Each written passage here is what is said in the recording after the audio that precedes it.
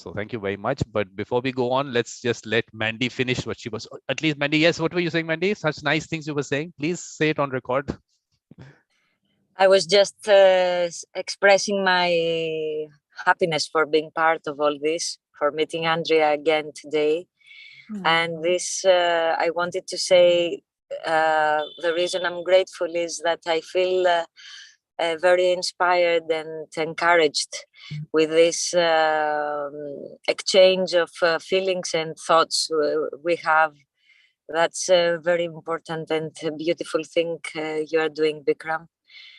And it's very important because this makes us believe that it is important what we do, and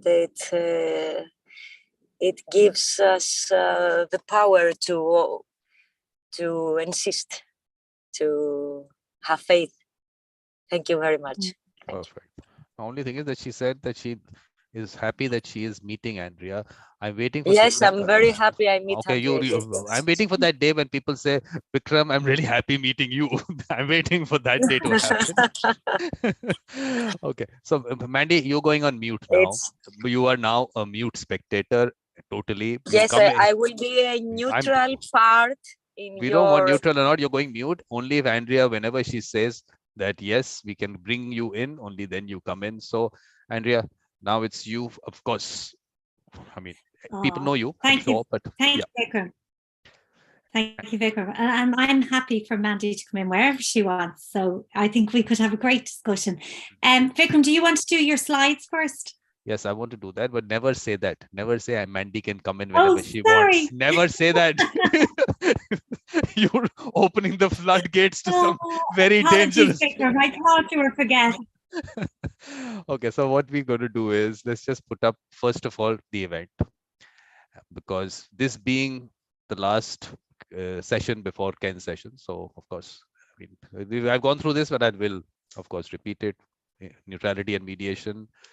Of course, 12th December, we started with Bernie's keynote address. Wonderful, like always, Bernie, and neutrality, his subject, really. So we did that. Andrea's here with us, and Ken Cloke will be with us a little later. So do you think I should, well, Andrea, why don't you quote Desmond Tutu? What did he say? Because I've repeated it so much, I'm sure people are tired listening to me saying it. So I don't know the quote. I don't know the quote offhand. It's in front of you, Andrea. About the elephant. It's on the screen. Oh, yeah, it's here. Yes. Yeah, sorry. If you are neutral in situations of injustice, you have chosen the side of the oppressor. If an elephant has its foot on the tail of a mouse, and you say that you are neutral, the mouse will not appreciate your neutrality.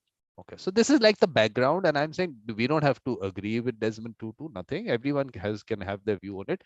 It's just that it's kind of something that started me off on doing this, and the fact that it was the International Day of Neutrality. So I said, let's put it out there.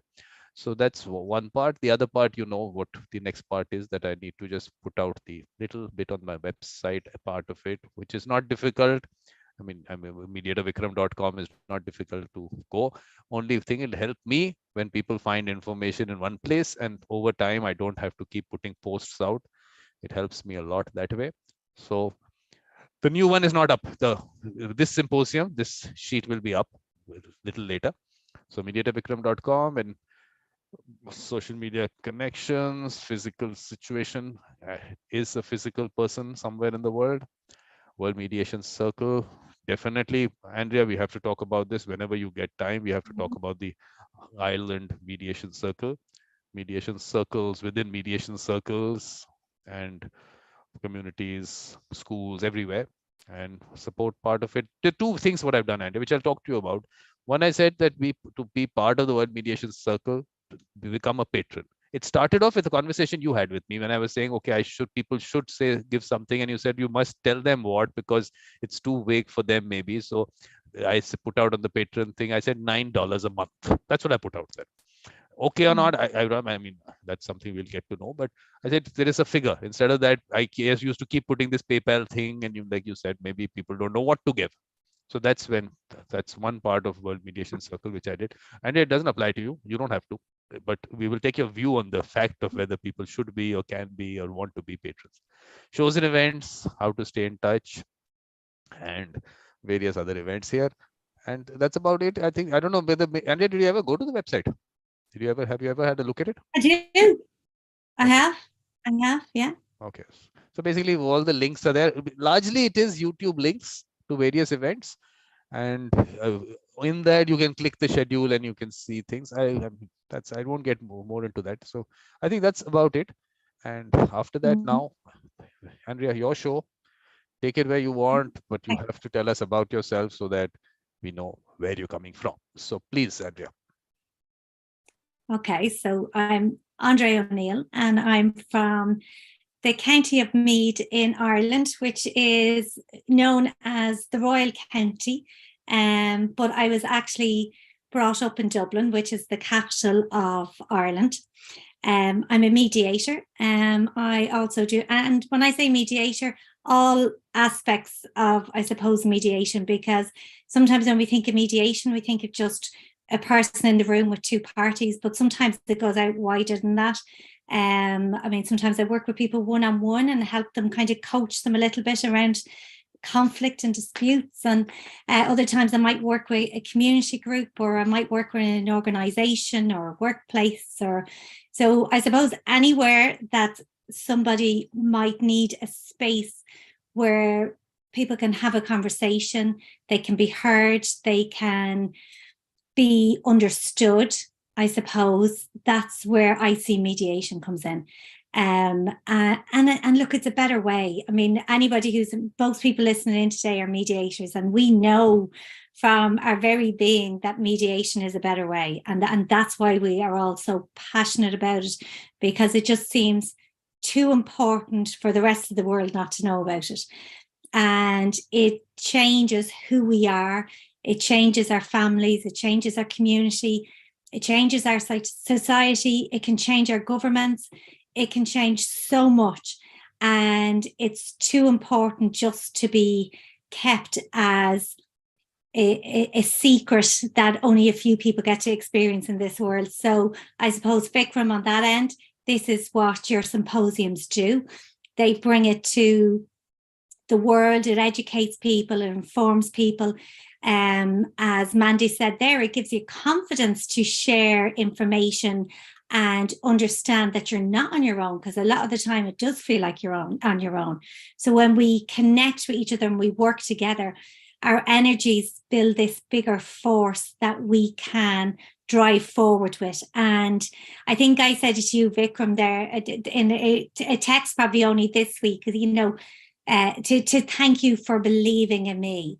And I think that's what it is as mediators, and that's what this does. It gives us a sense of that people have a belief in what we're doing, that people have a similar mindset, and that it is not just us, it is a bigger picture, and we just want to share that. And I suppose if you do that for me, I'm sure you do for every other person that comes on to talk in these shows. And I suppose that's the gift that you have, Vikram. You have the gift of connecting people, bringing people together, but not just for any purpose. The purpose is to spread this information and this better way of being that can kind of, I suppose, help us live in a better world and maybe leave a better world behind. So even, we might necessarily change it in our lifetime, but we're changing it for our children, and we're changing it for the generations that come next. And I think that's something everybody owes in their lifetime, to try and make one little change, because otherwise what's the point? So I suppose that's why I'm so passionate about mediation, and that's why I love doing what I do. It never feels like work, like it's not a work thing. It's much more than that. It's about connection. It's about actually, I don't know, it's about helping people in a way that they can move forward and see a different way and understand a different way. So that's what it means to me. So thank you from the bottom of my heart for having us here today. And I suppose it's the time of year where there's a bit of reflection going on, and you're thinking about the year past and the last couple of years past, because they've been a bit strange, and you realize kind of how much say, Vikram, you've done within this symposiums and different symposiums since you started out. And it's massive, like it's huge. It really is huge. And I think I was thinking about that today as I was getting the few bits together. And I think of all the different conversations we've had, all the different conversations I've listened in on, and the amount of information I've learned and understood from those conversations. So thank you. And the important thing is, Andrea, that you are special. What you bring in is very special. So it's not about everyone else. It's about what you bring in. So the fact is that sometimes, like you said, I don't know what to talk about. And suddenly what you bring in is so interesting, a totally different perspective to the whole thing. So important and special. So please always take it that way. So, and beyond that, I'm telling all these things because, of course, like you said, you started off one first thing, evolution of a mediator with Ken, to today. It's just that first step. I also did not know where it was going. It was just that I wanted to put it out there. And suddenly you find out you already have some 475 plus videos out there, that many conversations. It's been a wonderful journey. So what we are doing, Andrea, on 17th of January was when the first episode was on YouTube. So 17th of January, we're going to celebrate the anniversary of the channel. So please keep that slot there. And let's just get everyone together. Now as we speak. Yeah, so what I'll do is maybe that whole week, 17th week onwards, we just have everyone. Well, I'll see how many days we can do that. At least two or 3 days. Let everyone come in. Just everyone who's been part of the shows and events, just come in, interact, just whatever. Let's just get together. It'll be our little retreat. So keep that time available. So now, Andrea, neutrality and mediation. Neutrality and mediation. I suppose for me, when I started, I suppose learning about mediation and mediate, I don't think you just learn about mediation. I think it's probably part of who you are anyway. But then when you have to follow the process to, carry out a mediation process, so learning the frameworks, I suppose, and one of the things that comes up is this whole concept of the mediator being neutral. We have a Mediation Act 2017, and one of the components is there's confidentiality, and then neutrality is one of them as well. And that was one that I struggled with because of maybe the type of person I am or the way I operate. It's always about connection. So can you be neutral if you don't connect? Sorry, I've just dropped something on the phone or on the floor. Just bear with me, Vikram. Yeah. Sorry, because I have a definition on this. And so I really struggled with this whole thing of being neutral. And I thought, don't know what this mediation thing is for me, because I can't be totally neutral. I can't not care. I can't not be so disconnected that I don't have thoughts running through my mind or, connections or relating to something that somebody else has said. I can't be that person. There was one lecturer said to us one time, when you go into a mediation, wipe the slate clean. So when you go in there, your slate is completely clean. There's nothing on your slate. And I just couldn't do that. I couldn't go in there and have that slate totally clean, because everything that I was bringing into the mediation room. So I kind of had that thought that, oh God, maybe I'm in the wrong thing here. And so, I kind of did a lot of kind of reading, as I do, Vikram, on it. And I tell you, one of the saving things for me, and it was one of Ken Cloke's books, and it's The Dance of Opposites, right? And he has a quote from Macbeth in it. And it's the quote is, "Who can be wise, amazed, temperate, and furious, loyal and neutral in a moment? No man." So that was actually from Shakespeare's Macbeth. I didn't come up with that quote. That was in one of Ken's books, The Dance of Opposites. And I kind of went, oh, okay. So the person that I considered knows, probably the most about mediation and understands mediation, he says it's okay for me not to be completely neutral when I go into that room.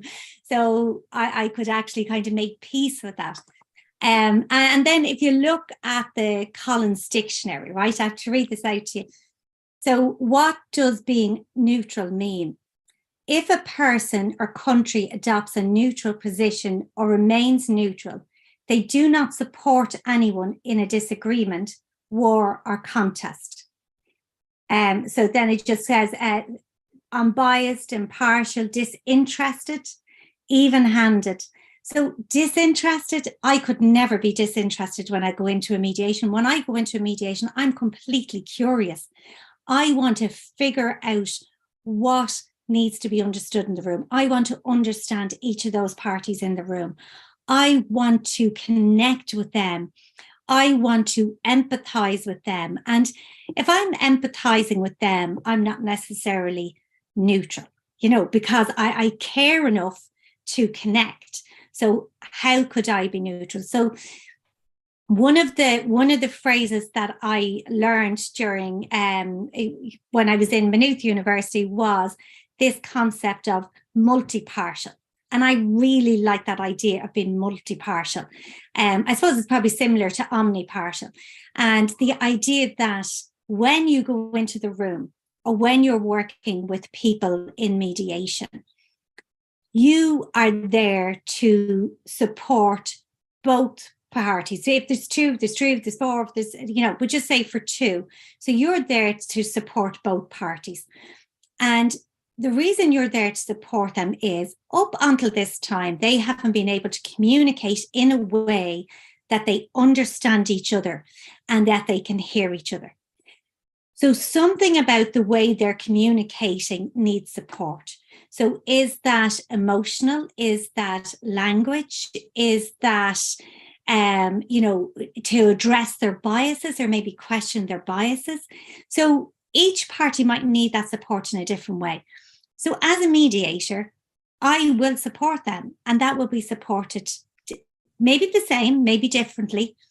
But the idea behind it is that when they come into the room together, they are balanced enough so that they both can communicate, understand, and hear each other with the support that I give in the room and with the support that maybe I give them in an individual session, the pre-mediation. So in that way, I don't think I could ever be neutral. I don't think that's a word that will ever suit who I am. And then even taking away the parties. So if we even turn it back to the mediator and what's happening to me in mediation, if I was to say that, so in mediation, we're not non-judgmental. So how can I be non-judgmental? For me to be non-judgmental, I need to connect and empathize and understand those parties, even if I don't like what they're doing, and even if I don't like what they're saying. So I have to open my own heart up, my own beliefs, my own values, to understand maybe beliefs or values that I come across that are different to mine. So if I was neutral, I couldn't do that. How could I open my heart to something if I was neutral?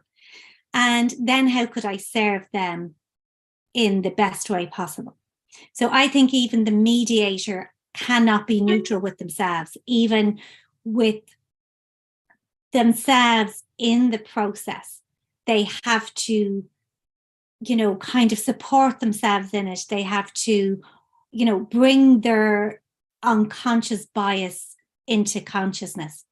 So I'll give you an example. I was working with a couple, and during one of the sessions, and it'd been going on for a while, during one of the sessions, one of the parties made a comment about somebody with multiple sclerosis, and that basically I suppose what they were trying to convey was that that person was in some way not as competent as other people because they had multiple sclerosis.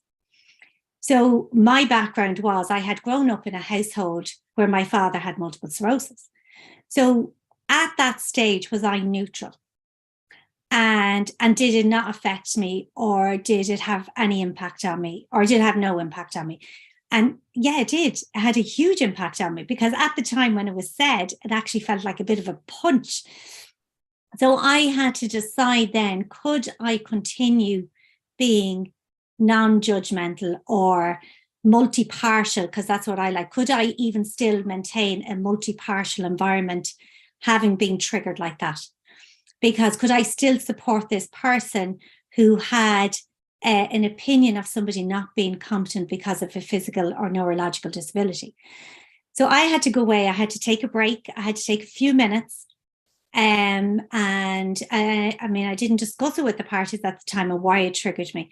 I had to go away and, I suppose, reflect on action, take a few minutes for myself. And it's when I reflected on it, and like that, I had to open my heart to values and beliefs of something that was different to my values and beliefs. And when I did that, actually, I could empathize with that person because they didn't have the knowledge, they didn't have the experience, or they didn't have the education around this disability to understand that it actually didn't affect this person's competence. And so in that way, I was able to go, oh, okay, so I can go in there and not be biased against what he has just said, because I understand now where that might, I can't guarantee, I'm making an assumption that that's where this has come from. So I was able to park my initial thing because I was kind of going, okay, this is not about me. This is not what I've experienced. This is based on their experience in life or lack of experience in life. So we went back in a few minutes later and it was fine. We ended up, it ended up a great mediation. It ended up with, a great agreement and people moved forward and it was brilliant. If I had to be neutral in that situation, and if I had to, thought of that not being affected by anything that was said in that room, how could I have gone out, opened up my heart, belief, and value systems to understand a value system that was different to mine? I don't think I could have done that. So it was huge learning for me as a mediator.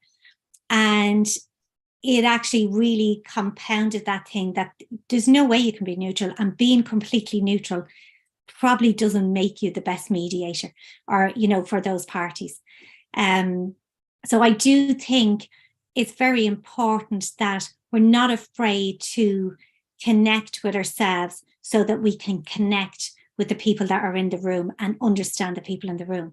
And if I had have walked away from that mediation because I had been triggered or because I felt that I could no longer be, objective in it, well, what a shame, because that other person would have missed out on the opportunity of that agreement going forward and a step forward for them. So I think sometimes it's a bit like, it's mediating dangerously a little bit, like you're stepping back, you're questioning it, and you don't just go by, okay, it says I have to do this. So, it says I have to be neutral. I can't be neutral. So now I need to walk away. Where if we go back and we look at it and we question and we ask ourselves and we connect and we mediate from the heart, not mediate from a place of non-connection or not caring or not being there to support, I could never be that type of mediator. It's just not who I am. I have to, I was talking to a number of people who were training for mediation earlier on in the week. And, one of the things I said to them, they would say, what makes a great mediator? And I said, mediating from the spirit and the heart. And that's how you find the connection. And I would have always just said the heart, Vikram, but I've added spirit in for you because, it is that sense of heart and spirituality, and that brings that sense of connection and that energy. The soul, Go ahead. The soul also has to be added somewhere. Yes. Yeah. So I actually have a question here. Can you be neutral if you mediate from the heart, spirit, and soul, is what I've wrote down here in my notes. So I forgot. So I don't think you can. I think you have to connect. So I think somehow neutrality came into the language of mediation. And I think maybe it goes back to the whole legalistic kind of outlook on, it's black and it's white, and it's, it's a yes or a no, it's a win or a lose.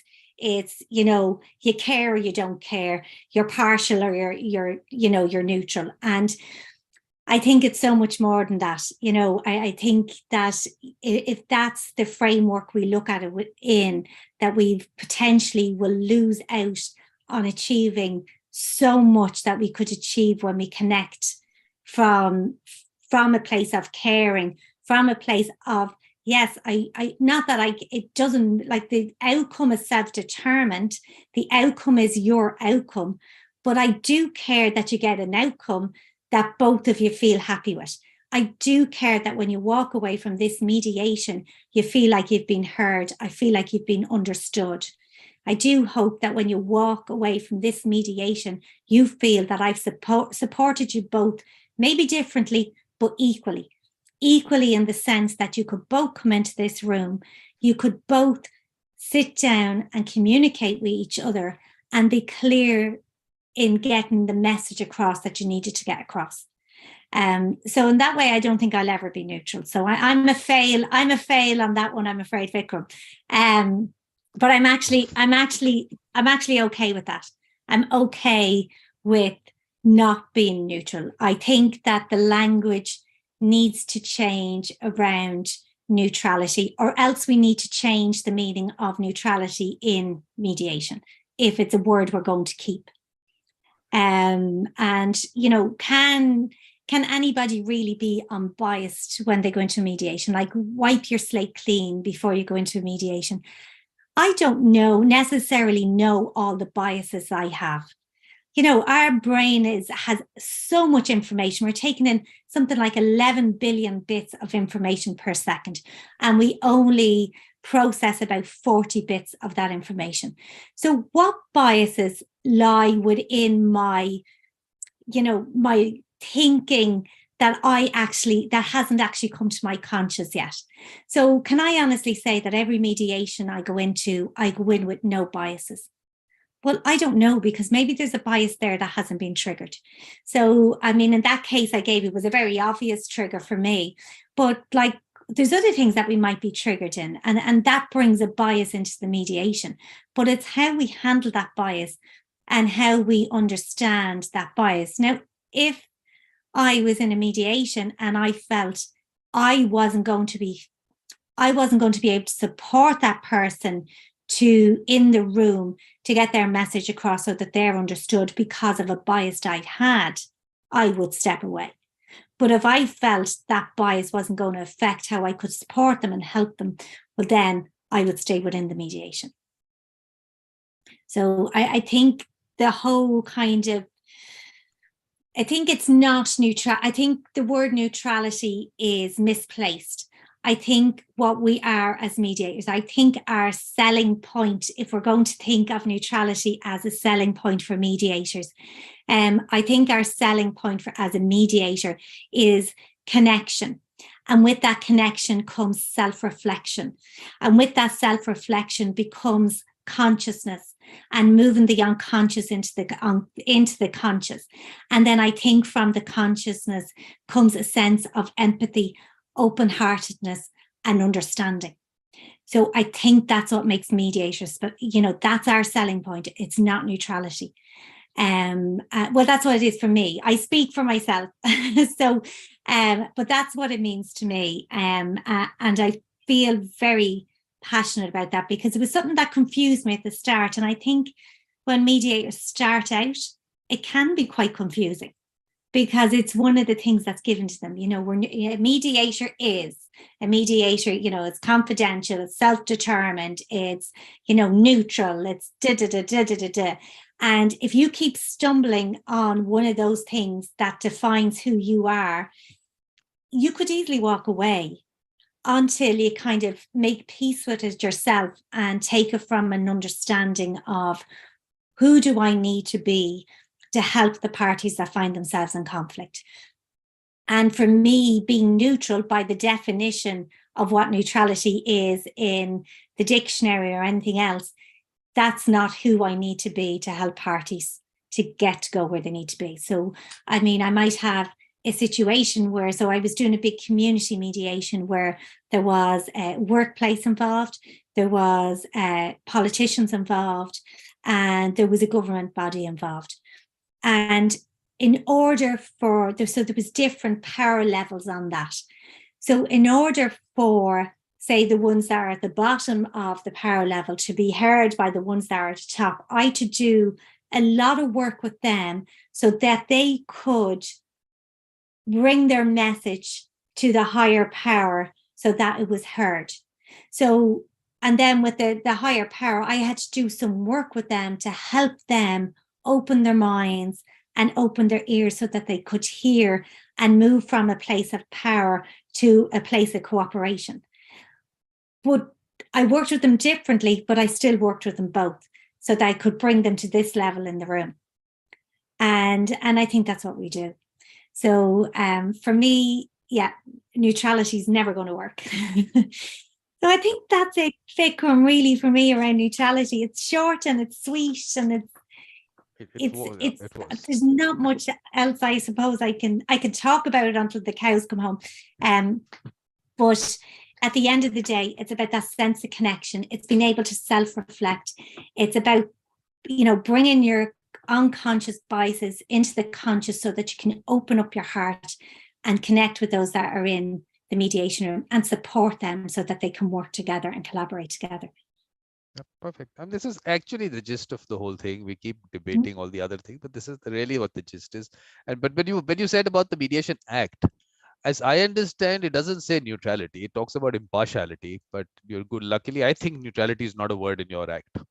So I think so. You could be right. You could be right. Yeah. So, and whether impartiality itself should be there or not, I think that is also debatable. Because because I was just reading the act while you were talking. So it says that act with impartiality and integrity and treat the parties fairly. So I liked everything else but impartiality. Yes, integrity and treat the parties fairly. Perfectly all right. Be fair, not a problem. You can be fair, but impartiality, the word coming there, I mean, it should be debated. I think you should take it up because this is a word which comes up everywhere. I think legislation, they needed to put something there, so they put impartiality, but needs to be debated definitely. I think we'll have one symposium on mediation legislation. We should have a discussion on legislation and see whether what it should be. I can imagine that one. That would be interesting. Yeah, no, definitely we have to do that. Because I'm going to make the schedule for 2023, so we'll put that there. But one thing that I might forget. Today in the morning, we had a session with Jawad, and he said, why don't you have clips, small clips, you should put them out on Instagram and other places. So and I told him, you have to help me. All of you have to help me. Whenever you watch a video and you find something useful, just tell me from this time to this time is something that you should put out. And I'll do the editing, I can put that. But for me to watch the video again, not possible at all. I don't see that happening. So Mandy, you also, whenever you see a video and you find it useful, just give me the time. So 2 minutes, 30 seconds to, you have to be very precise because this is really precise. So 2 minutes, 30 seconds to 4 minutes, 50 seconds, 56 seconds or whatever it might be. Please give me that. So that in terms of support, I think what you said, and we've spoken about, I think yesterday also with Michelle also, we were speaking about this, that how much support does one person need is what you're giving. Now you can't be equal in that because she was saying her mother was doing something for one of her siblings and she went and questioned her mother. Why are you doing that? So mother said she needs that. That sibling needs that. That's why I'm doing it for them, and I don't need to do it for you. So the fact is, how much does one person need? And that's the fair part of it, maybe, whatever, if that's fair. And that's what is the, I mean, for you did not, I mean, the word trust that came up in our discussions earlier, it's the trust that you have that whatever you are doing is as much as required in that situation. And whoever needs more, we were talking, she said, I'm a guide. I said, okay, supposing now you're taking some people for a hike. Now in that hike, someone falls, you need to help that person, but you can't pick up everyone who's already up. So as much as someone needs, I think needs to be put out. Everything cannot be equal and doesn't need to be equal. So supported as much as needed, not that support everyone because I picked you up, so now you fall and I'll pick you up. You don't do that. So So now the other I thing that, think as well, Vikram, we're trying to empower people as well. Like, even though we're not supporting them in a way that we nearly take away their ability to do it for themselves, we're supporting them to empower themselves to self-determine. And I think that's really important. So when we speak about support, we're scaffolding. So we're the scaffolding that helps them, build the building or do what they have to do. And that's what we are. And when they get to that place, well, then you take the scaffolding away. So as you see, so you'd often see as you progress through a mediation, the people becoming more empowered. And that's when you can start taking the scaffolding down. You can start lowering down. So sometimes at the start for mediation, there might be, full scaffolding up around to kind of provide that support for the parties. And then as they become more confident in the mediation and they feel they're being heard and understood, you can see the piece of empowerment coming in. And that's when you need to take down the scaffolding, piece by piece as they're ready. Because when they walk away from the mediation, there needs to be a sense of empowerment to communicate. I think if anybody comes out of mediation worse off in communicating, well, then we've done something wrong. I think at the end of mediation, parties should come out with having been educated in some way without actually saying it's education, to have been educated in some way on how to communicate and how to maybe listen or understand, or maybe to look at a different perspective. The important thing is, Andrea, we don't say parties. Parties is out of our parties vocabulary. Is legalist. Yeah. It is. Well, I mean, if people participants, so participants in mediation, so that they feel empowered in some way to do it for themselves, because we're not there to actually do it for them. I don't want to do it for anybody. I don't want to, one of the reasons I'm so passionate about mediation is because when I start learning and understanding mediation and what it could do, I felt empowered, say, initially within my own circle. So maybe it might be your own family circle or your own friend circle or your own community circle. And you start feeling that sense of empowerment. And really, everybody should have that, because it's not when I say empowered, it's not a power where you have power over. It's a power where you have power with. And that is completely different. And when you have power with somebody, then you're building something better. You're building a community that's connected and it's shared. And I would like to think that's what we do when participants leave the mediation room, that we've actually given them the opportunity to be power with, and to walk away with that sense of connection. Yeah.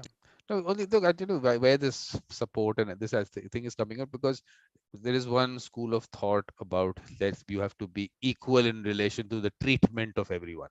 I don't think that can happen, because look, I've been saying, and you'll hear me, of course, you've heard me before also. Look, this is something which has to flow organically. You are not can't think you that in every moment. If you start thinking, oh, I did look at this person, so I have to look at this person. I mean you will never be in that what we say, the natural state of being. You're not going to be that. It's going to be questioning yourself at every moment. You can't do that. So I think this whole thing is gone out. I think it's too, whether it is you're creating machines, then perfectly all right. Then work on artificial intelligence and machine learning and create mediators as machines, not a problem. But when you have people interacting as people, let them be. Don't restrain them with words, because the entire concept of all that facilitative, evaluative, and that discussion happens. Now, can you keep questioning yourself? Did I go beyond this? Oh, am I supposed to retract? Can you do that? I mean, I really don't know how those mediations happen, if they happen. You're not a machine to be able to know this. You're flowing with it. You're whatever. Your whole thing is to assist them in whatever way you can. Because even if when I look at your act also, I mean, it does say that a mediator can give a proposal, because some people think, oh, it's going to be facilitative. There is a facilitative aspect in your act, in that legislation, but it says, it's facilitate. No, it says if they want to, if the mediator has, I mean, the mediator may, at the request of all the parties, make proposals. Your act says that. So I think what I'm saying, limiting in any way. This is one thing that people talk about, limitation in relation to how the process has to happen. But the other thing is about conflict of interest. Because even in your legislation, I mean, we are talking about legislation. I don't even know, you should not even need to get there. But I'm saying even in your legislation, say you declare your conflict of interest, but you don't have to go away from that mediation. It is for the participants to decide. Finally, people are not realizing this, and maybe somewhere down the line, it is their show. Like I keep saying, your show, it's their show.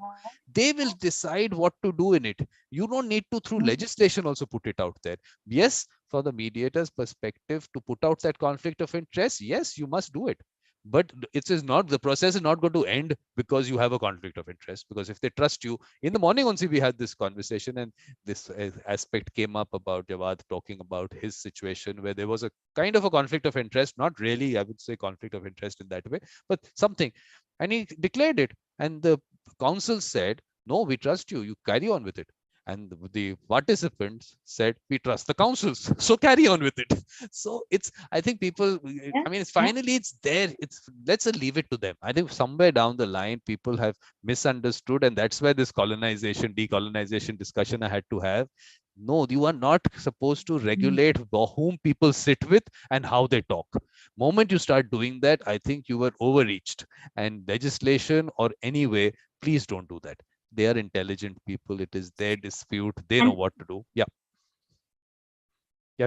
I do think, though, the legislation end of it, I think it comes from a place sometimes of fear that harm will be done, and fear that in some way the public needs to be protected against some mediators who wouldn't be necessarily, how would I say, maybe mightn't have the best integrity or mightn't have the best thing. So there's that fear. There's sometimes a little bit of mistrust, I think, around mediation and around mediators. And I think so that there's that whole thing that can be part of legislation as well. When legislation has been drawn up, there's a sense of fear. And I also think in some ways there's, you know, mediators who maybe feel that they need that act to protect them in some way. And again, that comes from a place of fear. You know, it comes from a place of fear. And what do we do about that? You know, not Andrea, the word fear that you used, the fear, I'll tell you, the fear is of the state. The state fears that they are losing control. Why are we not involved in what people are doing? Why? How can they sit together and settle things without our involvement, which is the judiciary and the executive both? They have a fear, because that's the way, let's call these democracies, which of course I question the fact whether they are democracies, but the fact that the structure has been created on the fact, fear, put this against that, put these groups against that group. That's what politics is all about. And this is one part of it. If people sit together and settle their disputes, it's going to be a totally different environment. And they are going to be questioned. The politicians who are creating those differences will be questioned. And that is what the whole idea of bringing out these people with the mediator mindset is. Because when people have those reasonable, fair, equitable, whatever words you want to use with it, available, and those, they can actually have conversations with reasonable people sitting together, the country would change, the world would change. The people don't want that. They're vested interests. So that is why this fear. No, you might sit with someone who might do that. Are they going to be even sitting in room for 1 minute if they're not okay with the person? Are you in some way looking at that? I mean, that underestimating that intelligence? Are you saying they're not smart people? Where have you come from? If you are legislating, where have you come from? You are those people. And are you saying you are more intelligent? You've suddenly become more intelligent than them? They know whom to sit with. For every moment, they are gauging you. It's not that today you appoint someone as a mediator, you walk in there and now done. I am helpless. Now I've been stuck with this mediator. They know that. They know their process. Look, I was questioning this aspect also in the discussion. That in some parts of the world, people don't know about the process. They are told, through the court system, they're told, oh, you have to go for mediation and this is your mediator. And these are people. And I always, whenever I look at it from the perspective of a villager. Coming into a court, which could be a high court, for him it's a big deal. Walking in there, and then you send them into a room, and the court has said you have to go to this room, and this person is your mediator, and the mediator goes and says, I will decide. Because I have that interview of a mediator saying that that mediator will decide. In that structure, definitely these people don't know what the process is about, whether they can walk out of it or not. So I was talking about it in the morning only. Our important thing has to be to educate the user on what mediation is. If they know what the process is and they can walk out at any point of time, definitely all these issues will not even come up. But yes, legislation to protect the fact of confidentiality without prejudice. And I mean, this is just the basics. And that's, I think your legislation kind of is simple that way, except that when you it's very simple. But yeah, it's issue that comes up is on the qualification part of it. Again, we are underestimating the intelligence of people, that they cannot identify, or they will not be able to decide within themselves. They will not know whom to trust, but we will tell them whom you should trust. That's a colonizer's mindset, that we have to tell you all these things. My qualification is the qualification. The person who doesn't have the qualification is not a mediator. So this class distinction that you are creating is not good for mediation at all, because there are people everywhere, which is who the people that I want to bring out in through the World Mediation Circle and each mediation circle. You are trying to say these are second-class citizens. They don't know anything. I am the one who will do and makes them mediators, and then I'll send it into your communities. Please don't do that. This is not is going to happen on an everyday basis. Everyday basis mediations are happening all the time. They're happening. The people who do it. I mean, I give simple examples. When an accident takes place, suddenly you'll find people coming in. One will be the ones who will take sides, and they will instigate one against the other. So those are the lawyers. Then suddenly one person will come in. No. Why don't you people just get together and settle this? That's the peacemaker. And then one person will come, explain to them, look, this, if you do this, this will happen. These are the court situations in this. These are the costs involved, whatever they might do. I'm just giving an example. These are the mediators. In 1 second, in one accident, everyone comes together. I don't know about Ireland. India, we have lots of people on the road. We have enough people to come together. In one instant, they're all there. So, I mean, it's a natural process which has to happen all the time and is happening all the time. Anyone to say we will start regulating who is going to walk in and try to help them settle that dispute, I think you're going wrong in understanding the process somewhere. So those are the things. That's why these words come in, because once you have got the process wrong and how it's going to be done, you'll add these words to it. And once you keep adding them, it'll become absurd. So as absurd as it will go, because it will go totally against the flow of the process. So I think we have to fight for the process, that the process should not get affected, because if you are not being yourself, and these are words that you are going to throw light on, authentic self and trust. These are two words which definitely have come up in our discussion. So Andrea, on the authentic self and trust part of it, because are you going to be authentic self when you have been told these are your limitations? Because just the fact that you are saying, can I be neutral? Can I even be impartial? When you're questioning that at every point of time, are you going to be yourself? So these things, little light on these. So am I my authentic self? When I go into mediation, yes, I am, because I can't do it otherwise. Because that's when I try to be something other than connection, and that's what it is for me. It's that connecting with the person in front of me, or the people in front of me, and it's when I connect with them, really, really connect, and actually nearly feel that connection, Vikram. And it is an energy. It probably sounds mad when I say it, but it is an energy that I feel in the room. And when I connect with people in that way in a mediation, they're the mediations that people walk away, and sometimes there will be sadness, because if it's the end of a marriage, or the end of life as they've known it, and they're working out a way to move forward, there will be a certain amount of grief based on what has changed, and how their path has changed, because when anything ends, there is a grief process. But I would hope that when they come out of it, and I'd often ask people after mediation, did you feel heard in that? And in between each session, I will always check in. If I'm doing a number of sessions with people, I'd always ask, did you feel heard? Did you feel understood in the room? And if there was anything they didn't feel was heard, what about it wasn't heard? Because was there something I didn't understand, that I didn't connect with? So I find, for me, when I'm my authentic self, I connect, and through connection, I gain that understanding.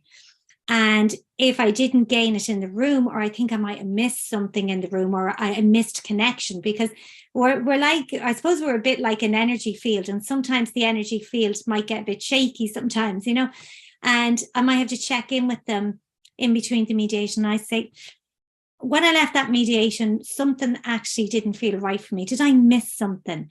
Or did you feel heard in the room, or did you feel understood? And 9 times out of 10, if I have felt something wasn't right and I check in with them, if it's not something to do with them, it's something to do with me. You know, so sometimes they might say, okay, no, I felt heard. Yeah, no, great. I thought it went, you know, brilliant. I felt understood. I feel we're moving forward. So then I have to go back and say, okay, so what did I not connect with myself with? Something happened there that within me that I was not connected to. And that's where my reflection piece comes in. So I always have to be just me, Vikram. I remember when I started out mediating first, and I had the process, you would have looked at other people mediating, you know, people, your peers mediating, and maybe doing fishbowl so that you could learn. And you're trying to emulate what they've done, and it doesn't work, because that's not what it's about. What it's about is the connection, you know, and if you don't connect, and the only way you can connect is by being you. And because otherwise it's like trying to put, it'd be like me trying to put a US cable into a socket in Ireland. It's not going to work because the adaptation is missing. So sometimes that, you know, to adapt, we might need to self-reflect. And when we do that bit of self-reflection, it's like if somebody gives us the adapter and we can now plug it in. So what I learned was that by trying to be anything other than what was me, the connection didn't work. So I had to just accept.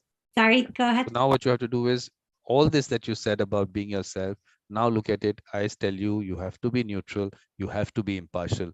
Now can you be yourself? No, because I'm never disconnected. I'm never don't care. I never am outside of the room. I never don't bring my life experience with me into that room, because by bringing my life experience with me in that room, it means that I bring bucketfuls of empathy, because I can understand, I can feel what it's like to be in that situation. Because how do we empathize? Like, we empathize by connecting within ourselves, by understanding an experience, and how do we understand an experience like that? Only if we've experienced something like it. And I mean, sometimes our perception, sometimes when we empathize from our own perception. And actually that might be a different type of empathy to what they need. So, I mean, you might say, did I understand that correctly? What I'm hearing or what I'm feeling is this. Is that right? And they might say, well, actually, no, that's not how I felt at all. So, you know, in that case, my perception of it and my connection there might be wrong, but not being afraid to check in with that. So can I be neutral in a mediation room? No, I can't, Vikram, is the total honor. Can I be my authentic self in the mediation room if I'm neutral? No, I can't. Can I connect with the parties if I'm neutral? No, I can't. So yeah, so that's the answer to the question, I hope. No, because the important thing is that from this, what we have to take is that when a word like neutrality is used, and people are using it by what we call, I call it orientation, that people call opening statement, terminology again. So in that orientation, they say, I am a neutral. When they even use that word, the user is going to look at the dictionary meaning. That's normally what you do with words. Either you know them or you look at the dictionary meaning. Now, when they go to the dictionary meaning, what do they find there? And then connecting them to the process. I mean, let's just look at the word neutrality. Now, this part definitely is something that Andrea will not obviously do. You're not going to be in a state of not supporting or helping either side in a conflict, right? So just the fact that someone even says that in their orientation of the participants to the mediation, that I'm neutral, is there, I mean, is this the way you can do it? Is it a clinical process? Is it something that you can actually do? So that's the first thing that I think Michael Lang in I said the reflective practitioner. I think that's it. Hold on one second. I just check the book. There's Michael Lang in reflective practice in conflict resolution.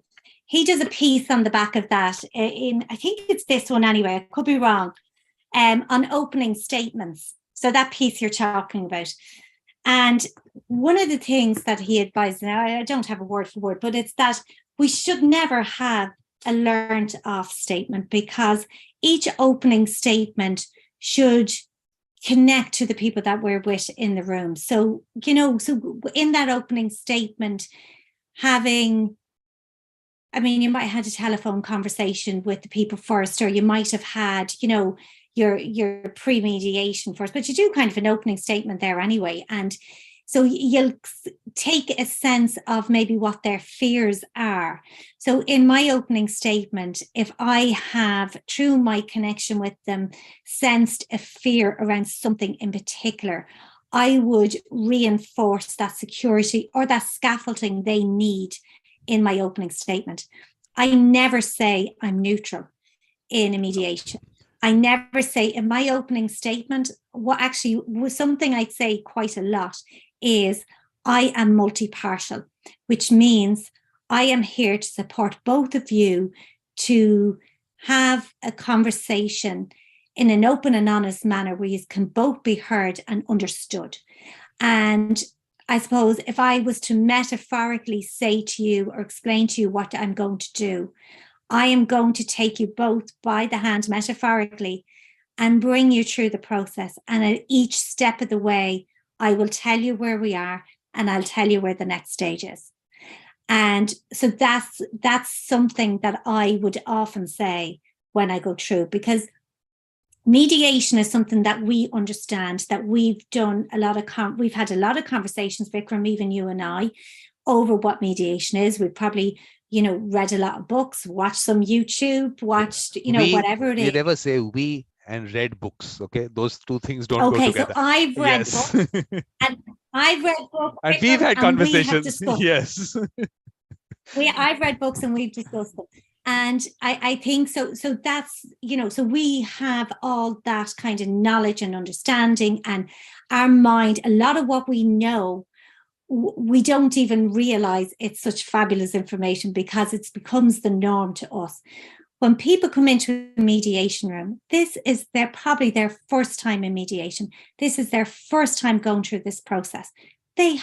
Sometimes they haven't a notion, and they are really, really afraid. They're in the most vulnerable part maybe of their life.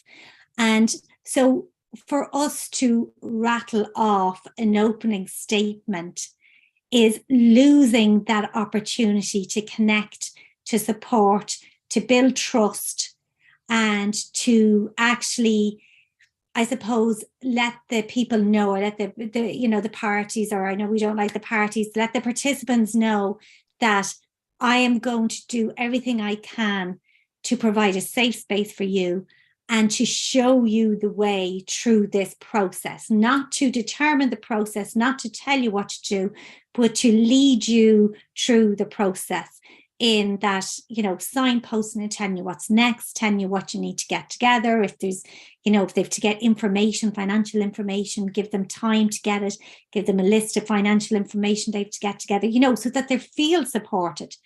And I think that's where, as mediators, we have to be a little humble when we go into the opening statement and know that the knowledge we have is because we're surrounded by it. And this is our lived experience. The people that come into the room, this is new. This is not their lived experience. And so we have to be very gentle, and we have to provide the scaffolding, address the fears, and move away from kind of a checklist type of opening statement. So basically terminology, opening statement becomes orientation, parties become participants, mediation room becomes under the tree. We are not stuck in the room. So, but before that, let me just, because you did put it out there, so let me put it there. that I have a series called Talking Books, and Michael Lang has been there, and we've spoken about this I book. think it's on the back. I hope it's it's a great book for anybody who hasn't. So some of us, because some of us don't read them, that we just made that clear. Some of us really don't read them. So, but we do talk about them. So we have done that. So of course, with Michael Lang, we definitely have to do a lot of things. I mean, and I tell you, if I got the wrong book, because Michael has a couple of books, but if I got the wrong book now, he'll pull me up on it. But I do think it's in that one, and I must actually see it on opening statements. That's okay. Anyway, we'll ask him to change it in the revised edition. We'll tell him in the revised edition he should say orientation. They get the opening statement out because it's come through the code system. But look, the thing is that, of course, for the moment, let's leave neutrality out, which you are very clear that we are not going to be using that. Now, impartiality. Do you want to talk about impartiality? Because omnipartiality and all the words have been used, but the definition of impartiality, have you had a look at that? No, because I never use it. Okay, no, because your legislation uses it. So let's look at it. Let's look at it. So equal treatment of all rivals or disputants, fairness. So you're okay with this? I don't think you should have a problem with this, do you? Yeah, but sometimes the treatment is not. Sometimes, so say, for example, if I have somebody in the room who might need additional support around capacity or even physical disabilities, they might need, some sort of, I mean, say, for example, we have somebody who is deaf and they need somebody to sign in the room with them. Now, it's never happened to me, but just say they did need somebody that needed to sign in the room. Am I considered to be impartial by providing them with an aid and not providing the other person with the aid? So equal treatment is where they are. The equal treatment is where your issue will be for this. You say whether it's equal treatment or not. One needs it, but fairness is okay. You're okay with fairness. Fairness is it. Yeah, I'm okay with fairness. Okay, so what you have to do is you have to write to your parliament or whoever else and say that you please take out impartiality. You've put fairness there. Keep only that, because because your legislation uses that. It says act with impartiality and integrity and treat the parties fairly. Just leave that. Cut the impartiality out. Why are you confusing the user? Because look, finally we have to look at it from the user's perspective. Each word is something, only what they understand is what. Anyway, in legislation, that's what the understanding is, that is the way people understand that word. That is the way that word is used there. Even when it comes down to interpretation and then go to your courts for interpretation also, it is what the common understanding of that word is. So what is the common understanding of impartiality? If it doesn't work, take it out. Why confuse those people? So the now only issue now here is that, look, what happened is over time, Mandy understood that, yes, she has to listen to people. And earlier it was, she was trying to, whatever her thoughts was, she was trying to get a validation of her thoughts. So over time, she's understood that I don't need a validation of my thoughts. I'm listening, hopefully, because that's what happened. So do you want me to get her in, or you want her to write the questions and comments in the chat? Whatever you say, because she can't. I'm delighted to talk to Mandy.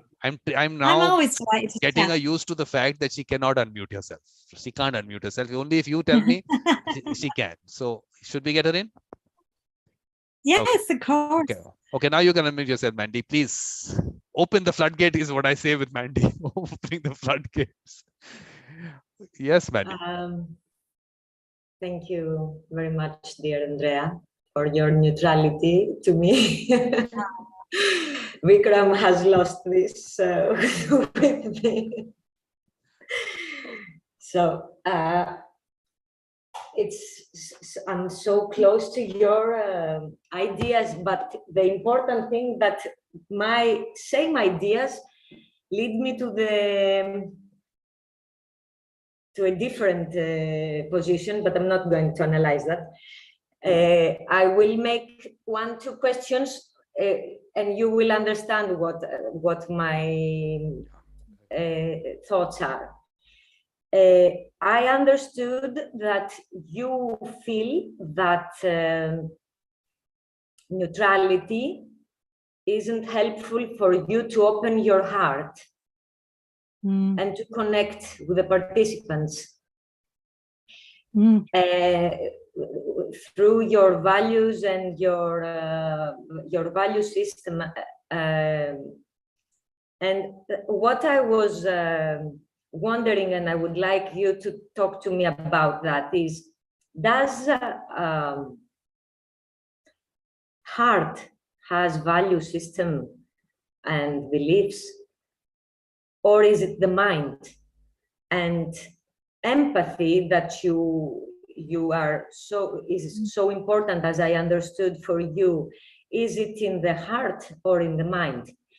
And where our traumas are and our difficulties are in our heart or our mind.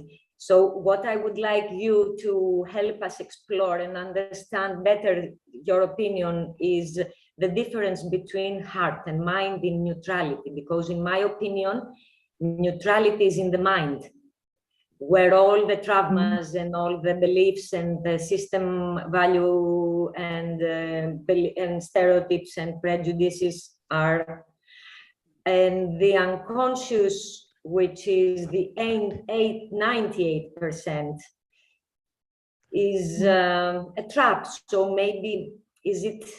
Mandy, what you have to do is what you have to do is come with the fact that you want to listen to Andrea. Ask her the question. You have your thoughts. Come with the fact from the Socratic point of view that I know nothing. That's what you have to come from, and that's the only thing you know, that you know nothing. Yes, so let us. Yeah. So today we've come to learn. We've come to learn from Andrea. We've come to learn from Andrea. That's true. Dear Vikram said what is in the base of my neutrality and my humility in mediation. So now let Andrea wants to come in. So, yeah, let Andrea come in. Let Andrea come in. Yeah, thanks. Yeah, Andrea.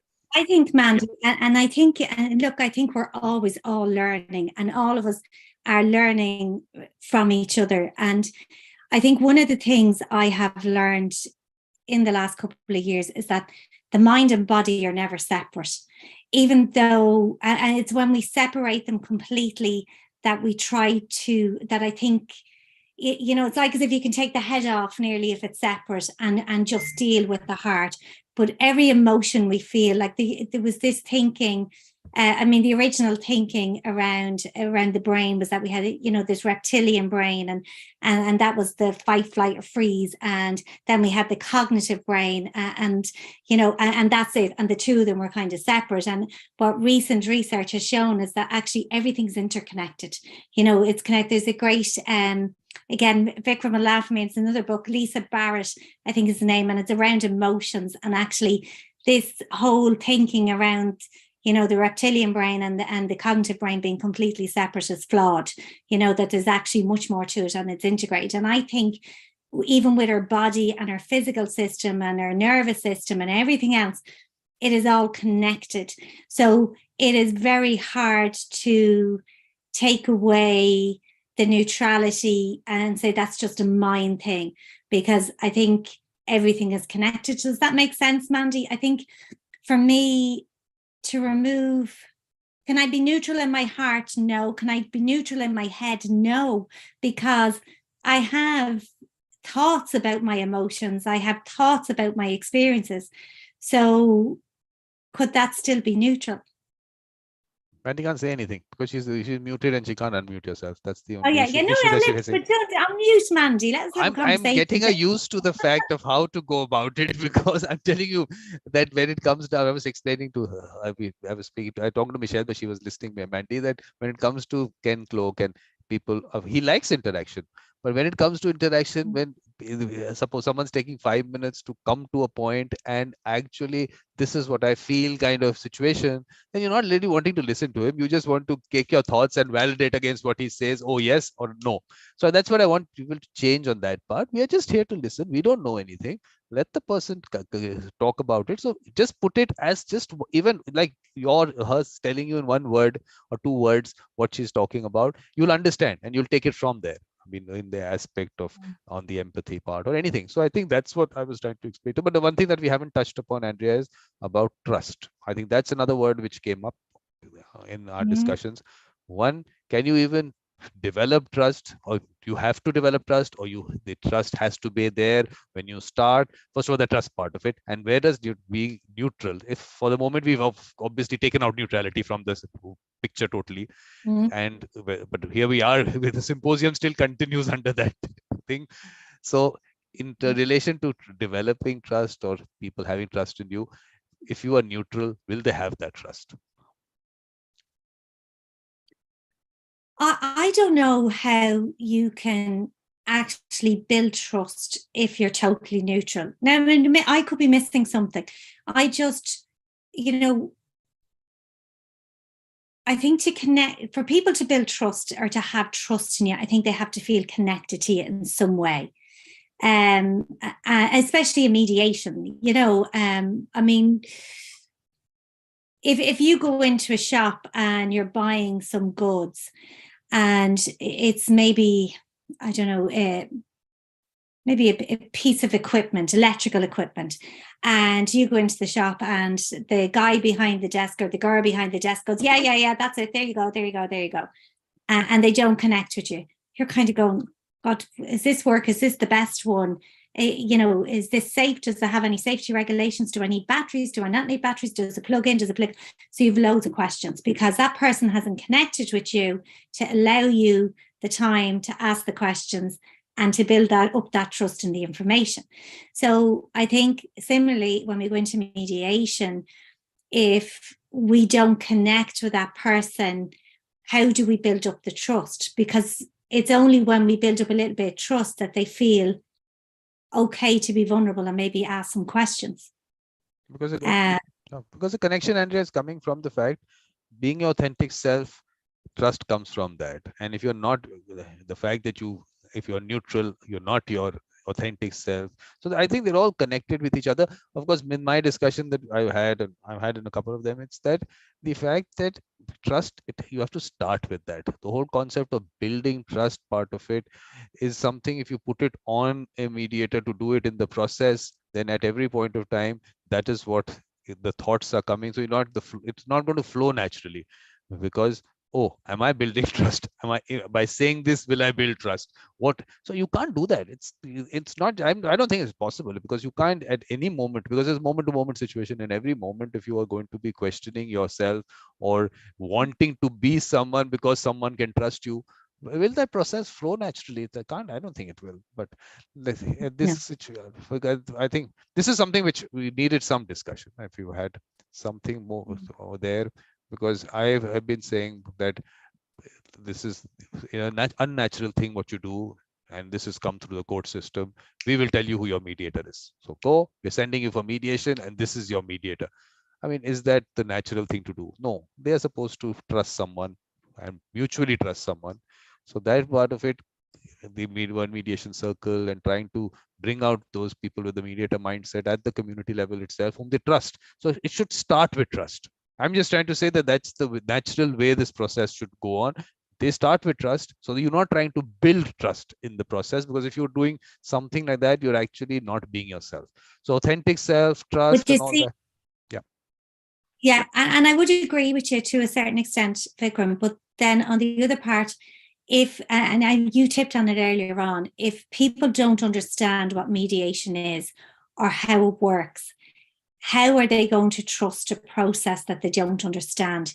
So until a time that mediation is the first port of call and that people trust it as a process, I think the mediator has to help build that trust.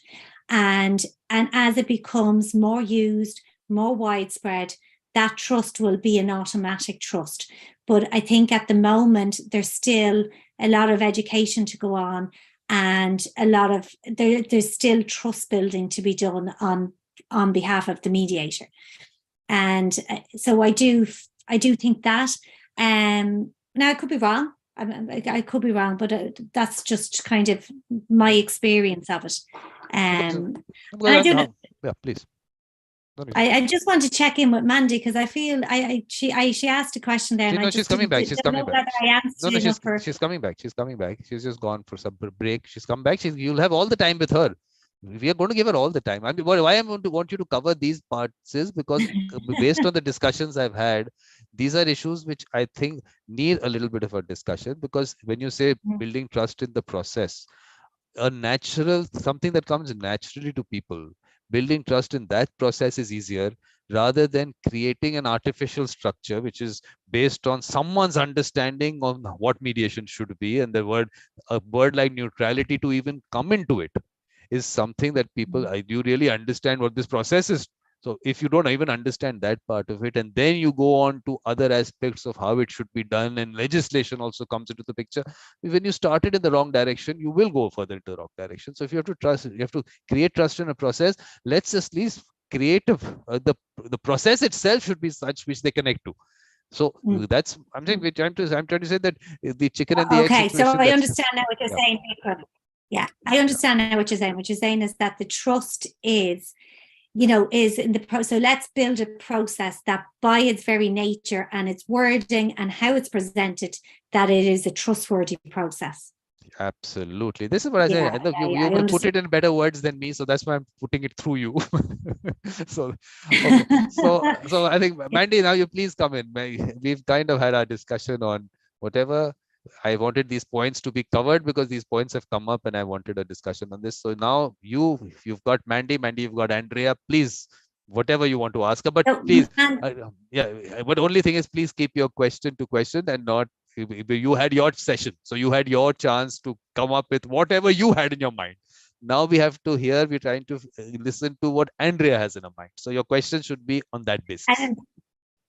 And she has some time limitation.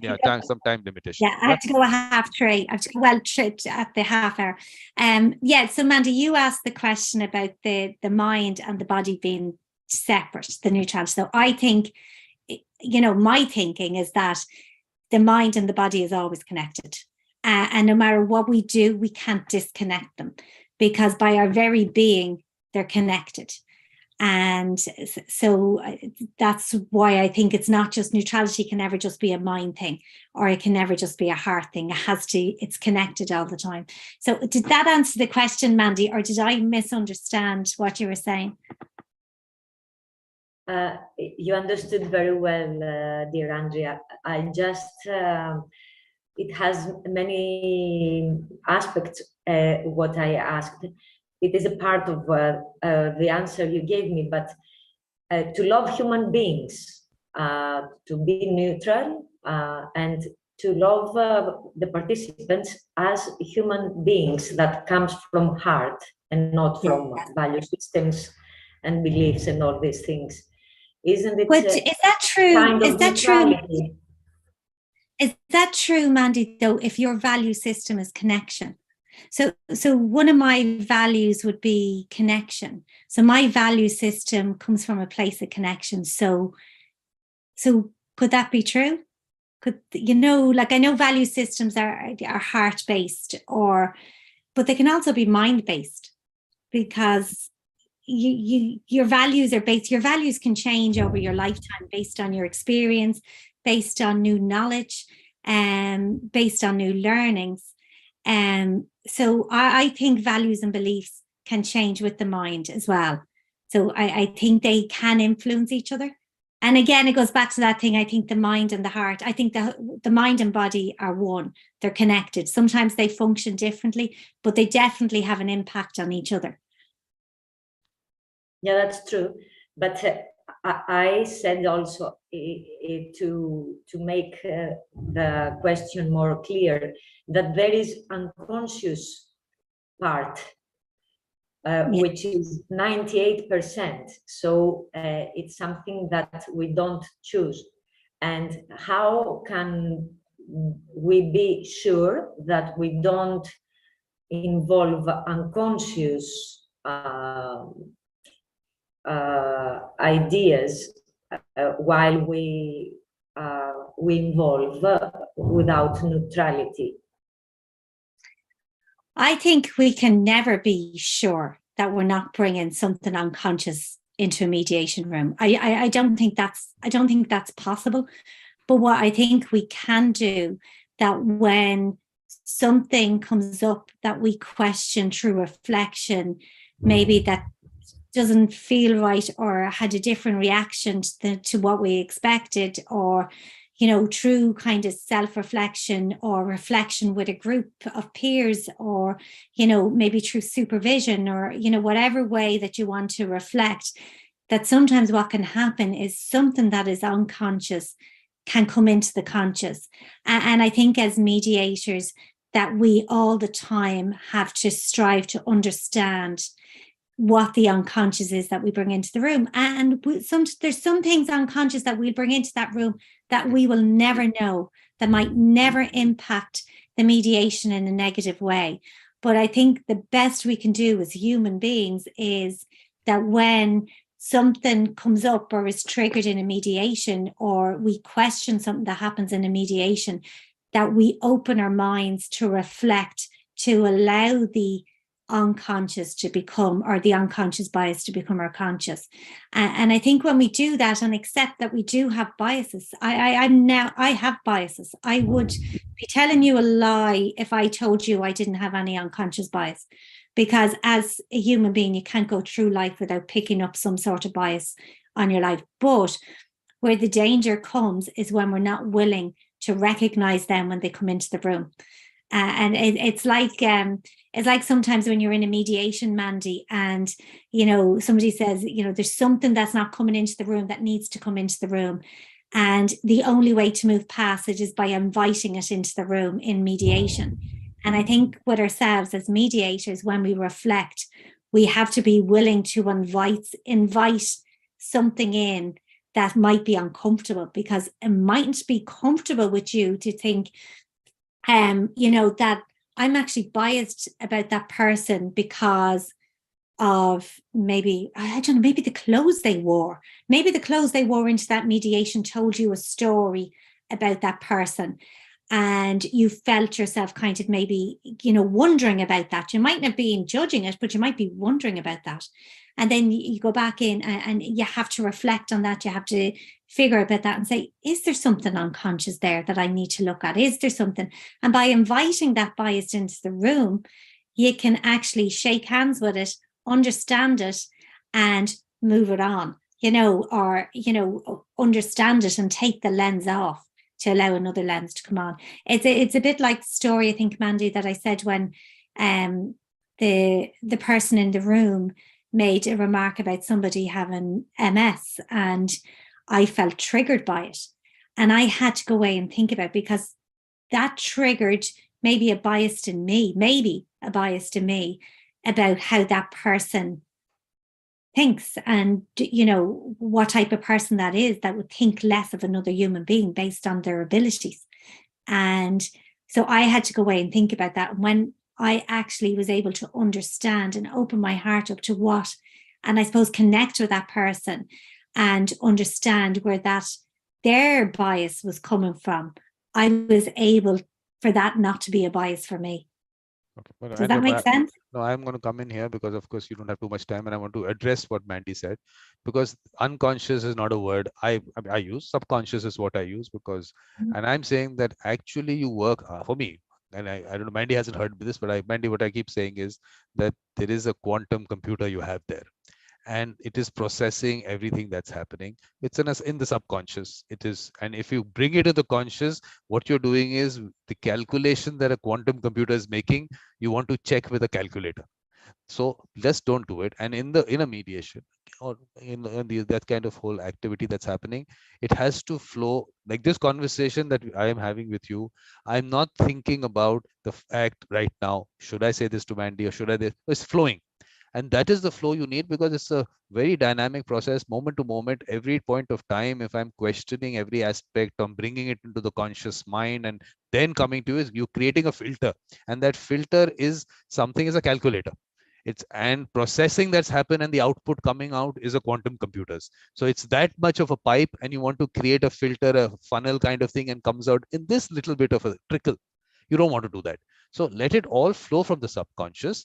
The only thing that is going to be tested against is what is already programmed in your system, which is your value system, your morals, or whatever other things that have already it should be checked with, which the subconscious mind will check.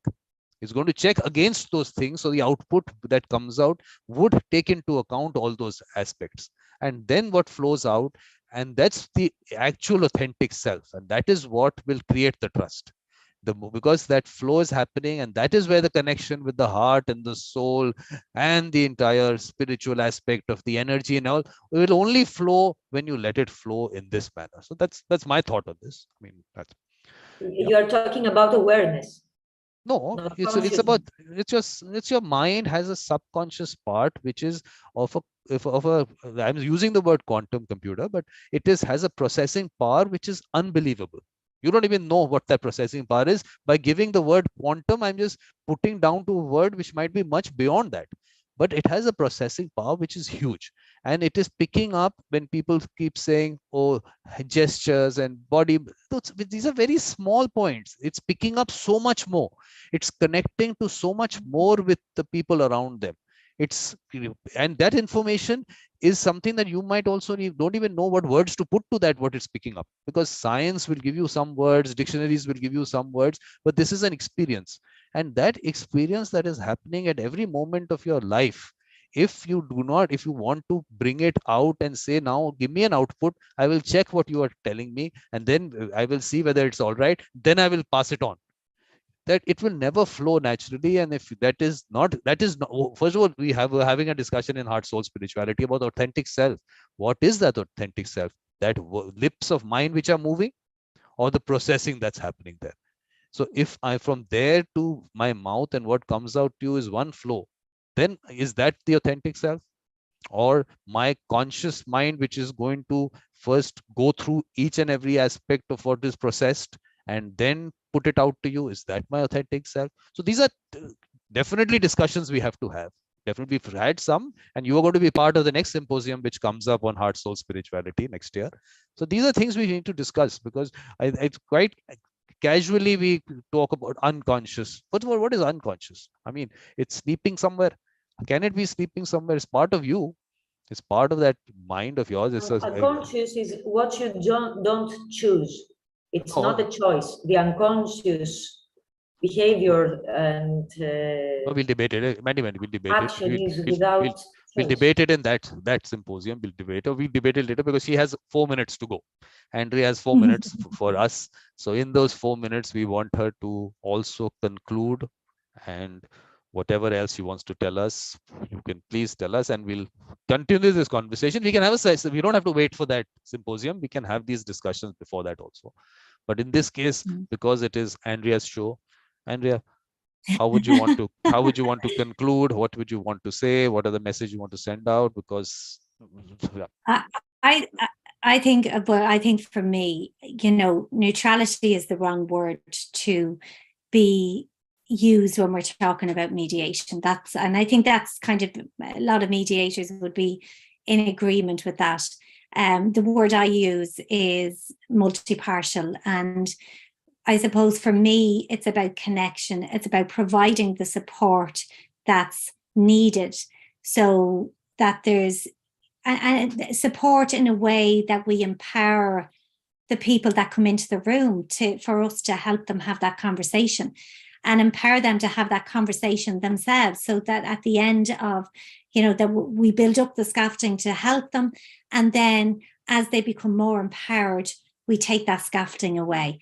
And it's never about building up a power over, it's about building a power with, so that they can work together, so that there's a sense that when they both walk out of the room or walk out of the mediation space, that they both feel that they've been heard, they've been understood, that their needs have been met in some way, and that the mediator has connected with them both, and connected with them both on I don't want to use measurement, because measurement is not going to work here. Connected with them both to provide the support that they needed, to understand them. I think that's, sorry, Vikram, now I'm just, a talk come into my head. I think what it is we have to connect with each person to understand what their support needs are. And to do that, we need to understand that person. And it might take us longer to understand one person more than the other person, or we might have to deal with one person in a different way than the other person in order to help them.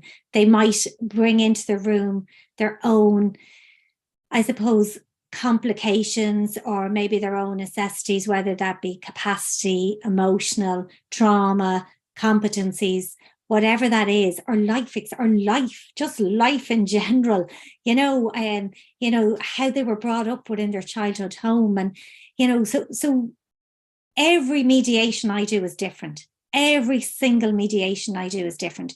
There's a process that, you work around that has to be followed. But every mediation I do is different, because every time I do a mediation, I met with different people in that mediation room. And that's even if it's the same people.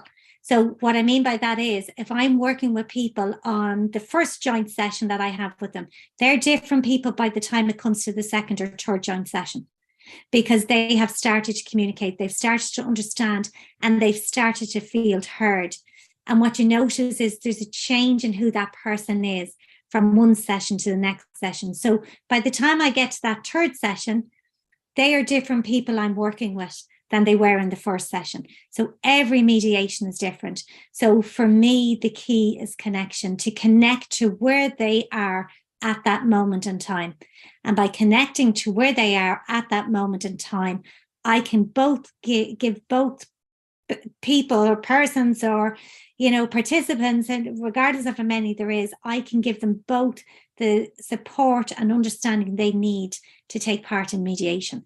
So that's what I consider my role as being multi-partial, is the one I like to use, because you are multi-partial. You're partial to both people. You care about both people. I don't think we'd be in this work if we didn't care. And so that's who I am, and I'm my authentic self. What you see is what you get. There's no hidden agenda. It's just who I am, and that's what I bring into the mediation room. And I hope that helps people trust me as a mediator and trust the process. So to wrap it up, Vikram, it's about connection. It's about connection, and it's about heart, soul, and spirituality as you go in and connect with people in a room. Perfect. Only thing is, you were supposed to have the last word, but only I think my challenge is how to get Andrea out of the room and under the tree. That's the biggest challenge, or on the island with Mandy out there next to the sea. Why are we? It's very cold.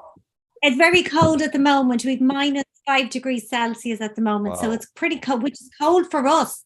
It's actually very cold for us. We don't usually get it this cold, but we're having a cold spell at the moment. So at the moment, if I'm under a tree, I will have my hat, my scarf, my snow boots on, everything on, though we've no snow. I'll have my fur-lined boots on and my gloves. Look, I have actually done mediations where I spoke to people outside a room. So it's not, other people don't like being in an enclosed room. They like a bit of space. So I'm happy to walk and mediate if anybody wants to walk and mediate. Exactly. That's the kind of mediation we have to promote. This whole formal thing that you come into the room kind of thing, we have to get over this. That's why under the tree, of course, in this case, maybe not, but under the tree. In a couple of months' time, in the springtime.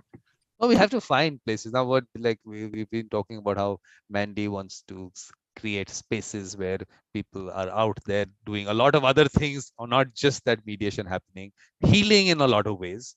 So similarly, we'll find places like that to do it. Yeah, perfect. So thank you very much, Andrea. But in the next 1 hour, in an hour, we have that session on learnings and key takeaways. So please, and then we have the closing I actually won't. I'm not going to make Ken's, and I want you to actually pass on my apologies to him, because we have once a year before Christmas, we have a family night out. Family night, we go into the city and we do family stuff together, and that's this evening. So I wouldn't miss it for anything else other than family. So please pass on my apologies to him. And it's something we do once a year, so it's not something I can miss. You do understand if I could have got them. We will take offense to this. No, Andrea, we take offense to this. If this is not family for you, we don't know. We just take offense to this. We are also family, okay? Don't cut us out. Vikram, family understands. That's the key to Okay, say family. that. Family Okay, understands. yeah. Okay, one part of the family, but this is also family. So please do not put us in any other category. And of course, Mandy wants to say bye. So Mandy, say bye. That's a joke, okay? The Mandy will go bye. Bye. Mandy, it was a privilege meeting you. I will break the rule. You are so kind and so inspiring, and this is what is wonderful with this idea Vikram has to connect us. And we have many chances to become better mediators and people, of course, and human beings with this No, I think beautiful mediation circle of Vikrams. Thank you let very me much. want to put this in what you said, Andrea, that actually you were saying about people changing after one session and coming back is different. I for me, I want that every time we meet, every time, every moment, we should be becoming better human beings or better in any way, maybe in our practice, whatever way. Every moment, if you don't do that, then that session for me has not been useful. So we should all be changing, becoming for the better at all points of time. And whenever I've been talking about this and you heard me saying, that's why I'm very clear whom I bring in, because if you don't have that good energy coming in, the whole, it doesn't evolve into a much better thing. It actually might go the reverse, which I definitely don't want. So that's why I want to put it out there, because I'm clear that the World Mediation Circle is everyone cannot be included. Over time, yes, people will maybe see what's happening, and maybe certain, because I was talking about this to Michelle, supremacists of any kind, be it color, language, nationality, qualification, wealth, any kind of supremacy is not going to be welcome in these circles at all. So that's one part. So thank you very much, and we'll see you whenever next, whatever happens. I'll be in touch. Yeah, absolutely. So thank you very Mandy, much. it was lovely to meet you. Thank you so much for having me. Thank you, everybody. Bye.